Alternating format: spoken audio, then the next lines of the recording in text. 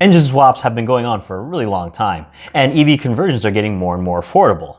But there are advantages and disadvantages for doing an ICE to EV conversion, which is what we're talking about today. It's GEAR-1.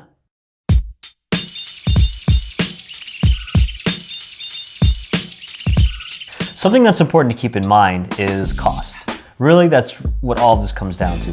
We love driving cars, and when it comes to EVs, it's still a relatively new technology, and really you have to keep in mind that when you're doing these conversions, you have to compare it to what you could buy versus what you can build yourself. And of course, time is a huge issue. So yeah, when you're talking about EV conversions, generally you're talking about vehicles for on-road use. They have to be made to be compliant with state and federal laws.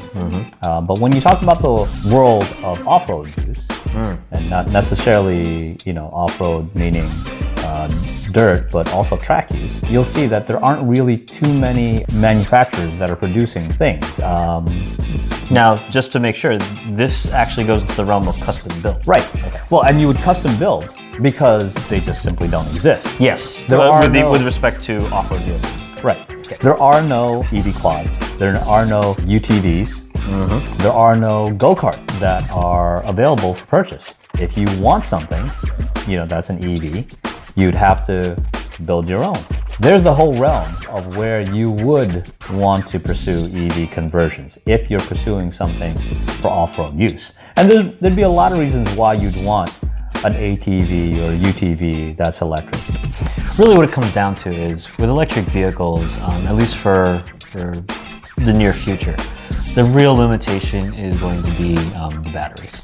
But battery technology is improving all the time, and there are more and more manufacturers of batteries. More and more gigawatts worth of batteries are being produced each year. Brand new batteries and batteries, on the second used market that are coming out really cheap. Once those batteries become very cheap, very affordable, it opens the realm for a whole bunch of project vehicles that can happen that are EVs. Yes, the next few years are going to be very exciting. So in summary, 10 years ago, there was this thought that vehicles would need to be converted from ICE to EV for any chance for the electric revolution to happen. Today, we see that there's going to be a large inventory of used vehicles that are coming out that really nullify the needs to do EV conversion.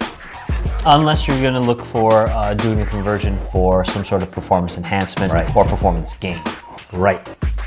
So if you're going to do an EV conversion, you might as well do it on something that's going to be fast and that's going to be fun.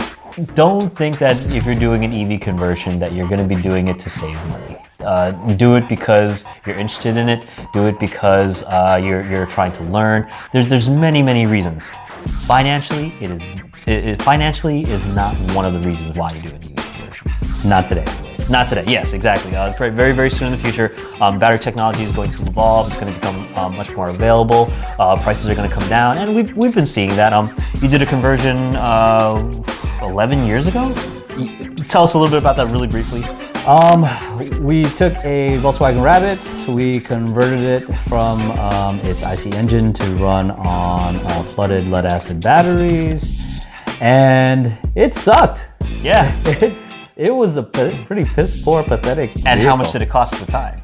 Oh, I think it must have been like $4,000 or $5,000. So $4,000 or $5,000 to convert. In addition to the cost of the donor vehicle. In addition to the cost of so just for the conversion alone, not even counting the vehicle, it costs about $4,000 or $5,000.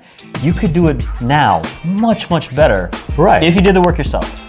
Right, and you get a better performing vehicle. But still, it wouldn't be able to match what you would get from a used Nissan Leaf. Correct. If you take into account the cost of the donor vehicle and the cost of the conversion. Right.